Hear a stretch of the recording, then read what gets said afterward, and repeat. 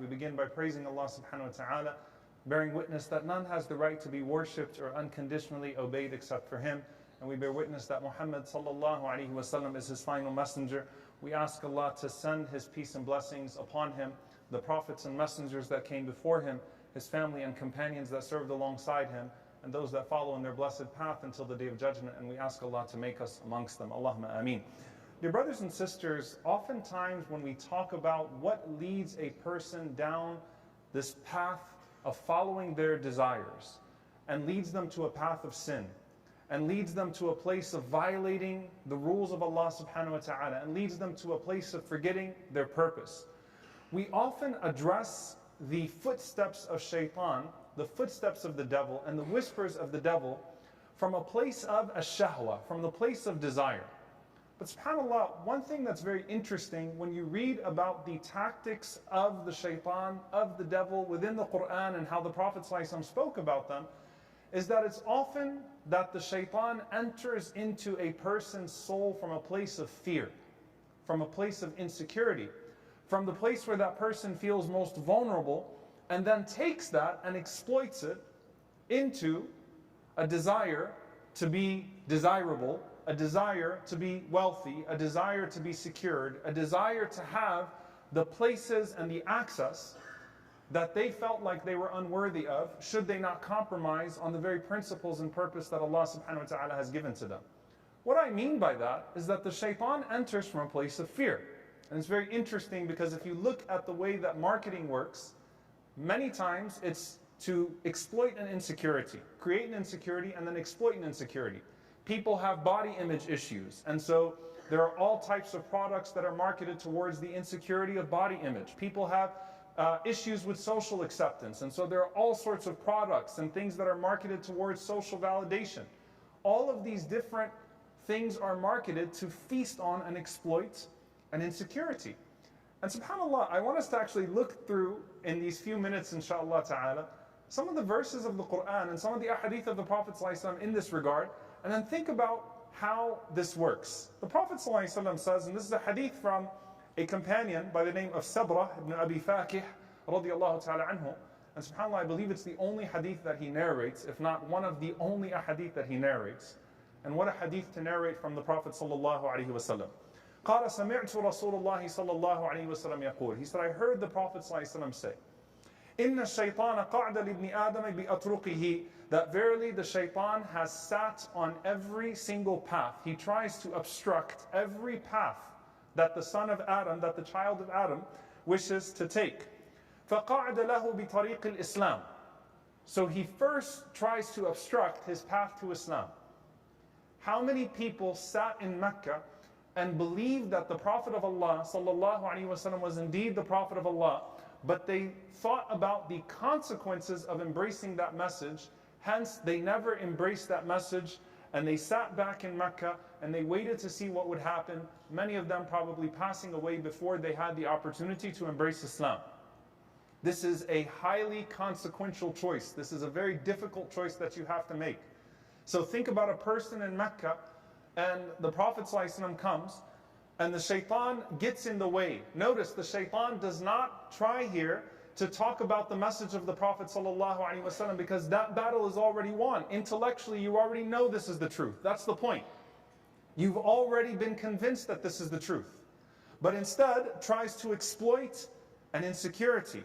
فَقَالَ تُسْلِمُ وَتَذَرُ دِينَكَ وَدِينَ آبَائِكَ وَآبَاءِ أَبِيكَ. Are you going to become Muslim and abandon the religion of your parents and abandon the religion of your forefathers and their fathers? Meaning, are you going to put behind your legacy? And in a deeply tribalistic society, you're giving up on everything that used to give you value. What used to give you value in that society was, who is your father? What is your tribe? Are you going to turn your back on all of that? The emotional manipulation. And we know that it was used against the companions.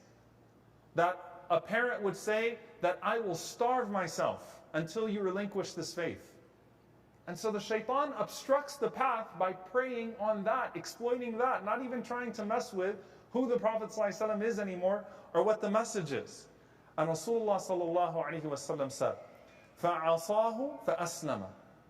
So that person disobeyed that devil and became Muslim anyway.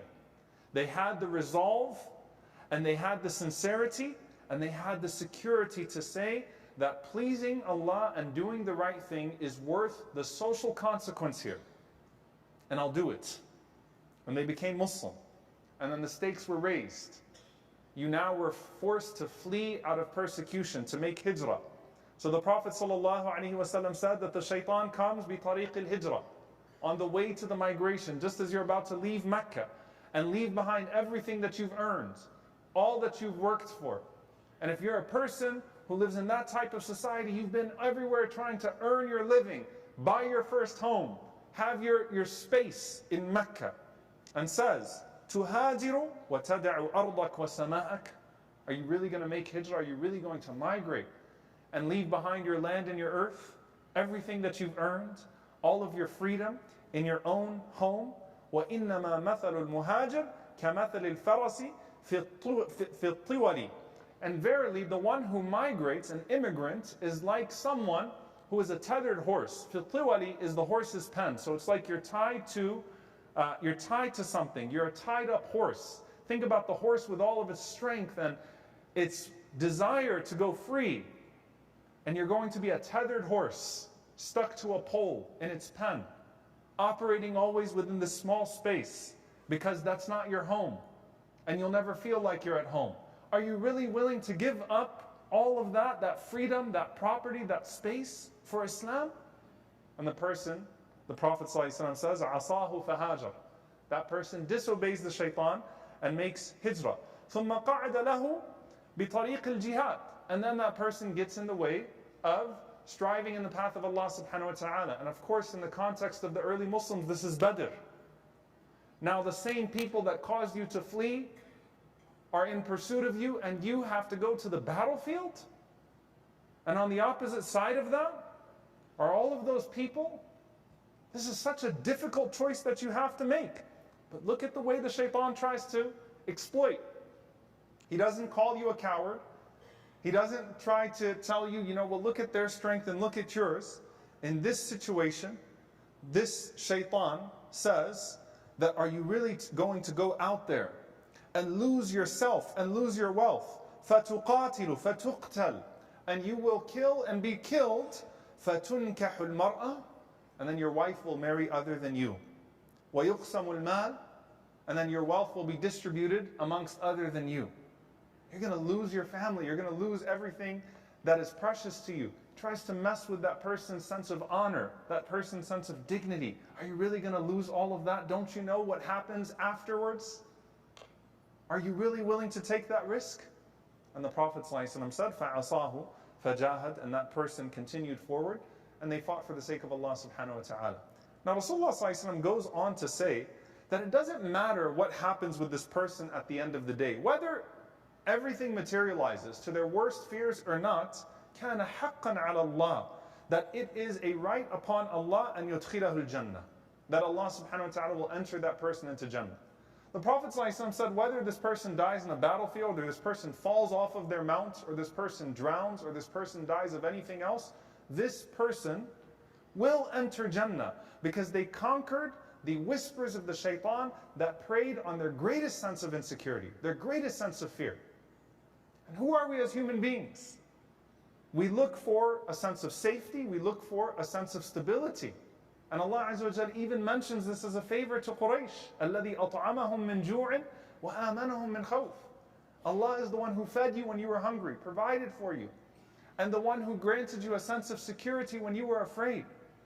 But shaitan knows that these are things that he can exploit in a human being, that he can look towards and cause a great sense of fear. Now subhanAllah, why is this so important when we're talking about the tactics of shaitan, particularly when it comes to exploiting our insecurities? Because if you look into the depth of the literature from the ulama in this regard, the ulama, when they speak about tazkiyatun nafs, the purification of the soul, they try to get you to dig as deep as possible into where you found yourself first inclining towards certain things. As Imam ibn al-Jawzi rahimahullah says, if you fall, if you get tripped up, you want to go back to the place that tripped you up. Find the object that tripped you up. Find where your garment got caught on. Don't just rip it and keep moving forward. And a lot of times, before a person had a desire to be more beautiful, they had a fear of undesirability. Before a person got into this level of trying to have more and more wealth, they had a fear of the implications of poverty. And when you actually seek to identify where you used to get your sense of validation from, where you used to get your sense of meaning from, and then the desires that came after that, you'll find that there might be an insecurity there that you have as a human being. Because every single one of us has something there. A fear.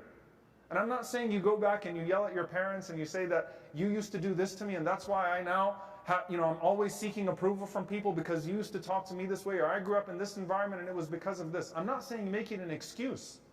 I'm saying find what caused you these insecurities and don't even let the shaitan in there. Solve the insecurities themselves. Because the desires will come after. Why is it that people crave attention? Well, what was the deficit before that led them to crave attention? Why is it that a person assigns their dignity and their sense of validation in certain things? Well, what was the deficit before that shaitan might be preying upon? And subhanAllah, I want to end here with something very profound in the Quran. Allah Azza wa Jal talks about the fear factor of the shaitan to try to stop you from moving towards the right direction because of fears that he will manipulate, and also the desires that he will embellish that feast upon your greatest insecurities. But he also talks about the centrality of Tawheed, the centrality of monotheism in all of this. What is the greatest sense of validation? What is the way that you overcome these insecurities? There are individual pathways that you look to them, and you start to interrupt and say, I need to solve this problem and stop this leak that the shaitan is preying upon, that the devil is preying upon. But then there is a connection to Allah subhanahu wa ta'ala that gives you a new sense of validation. What do I mean by that? فَلَا تَخَافُوهُمْ وَخَافُونِي. Don't be afraid of them, be afraid of me. فَلَا تَخْشَوْهُمْ وَخْشَوْنِي. SubhanAllah, in this ayah in particular, and honestly I heard it in Salat al-Fajr and I was thinking about this particular ayah. فَلَا تَخْشَوْهُمْ وَخْشَوْنِي.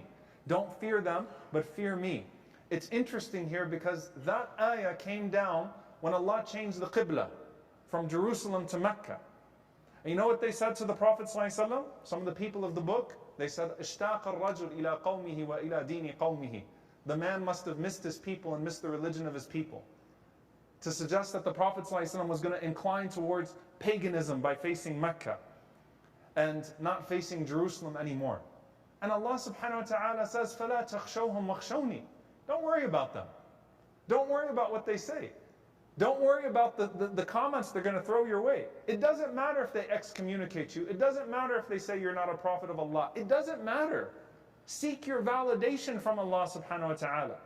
And the highest level that Allah mentions of the believers, وَلَا يَخَافُونَ لَوْمَةَ لَائِمٍ. They don't fear the blame of the blamer. Because they start to assign a sense of self-worth through their relationship with Allah subhanahu wa ta'ala. The hadith of the Prophet ﷺ, إِنَّ اللَّهَ لَا يَنظُرُ إِلَىٰ صُوَرِكُمْ وَلَا إِلَىٰ أَجْسَادِكُمْ. Allah does not look at your physical beings. He doesn't look at your strength. He doesn't look at your physical attraction. That's not what Allah is interested in.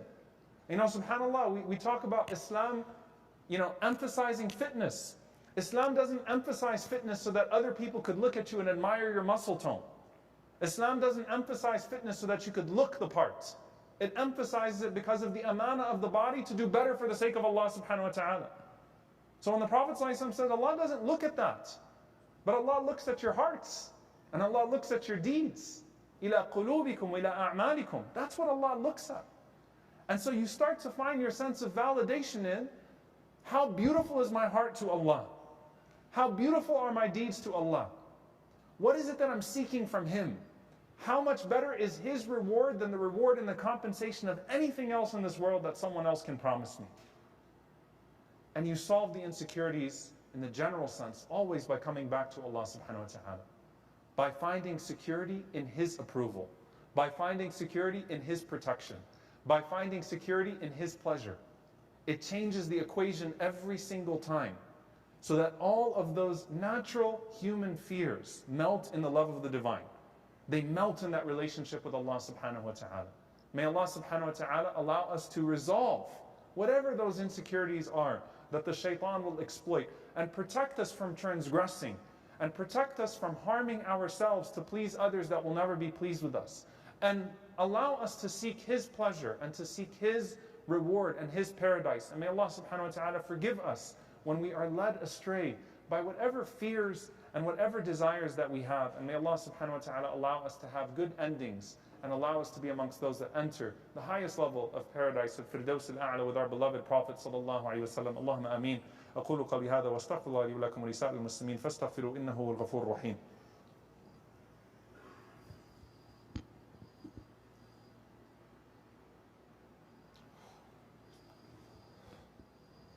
Alhamdulillah, wassalatu wassalamu ala rasulillah wa ala alihi wa sahbihi wa man wala. Dear brothers and sisters, in that hadith from the Prophet ﷺ, not everyone in Mecca feared the same things in the exact same ways. Meaning the consequence of one person embracing Islam and what tribal implications that was going to have were different for some people. Not everyone had the same sacrifice in terms of wealth. Abdurrahman ibn Auf radiallahu anhu is giving up a lot more in Mecca to go to Medina to become that migrant than many other people. Not everyone had to worry about families that they would leave behind, and not everyone was as jealous as everyone else. Not everyone had the same sense of ghira where the shaitan will be able to play on that type of fear and that type of insecurity. When you see people around you that embrace Islam today in this climate, I want you to realize that it's not only a miracle from Allah subhanahu wa ta'ala and a blessing for you, but I want you to also recognize that it's a sign that whatever it is that we have that holds us back, we have no excuses for ourselves. There are 3 separate people here embracing Islam today.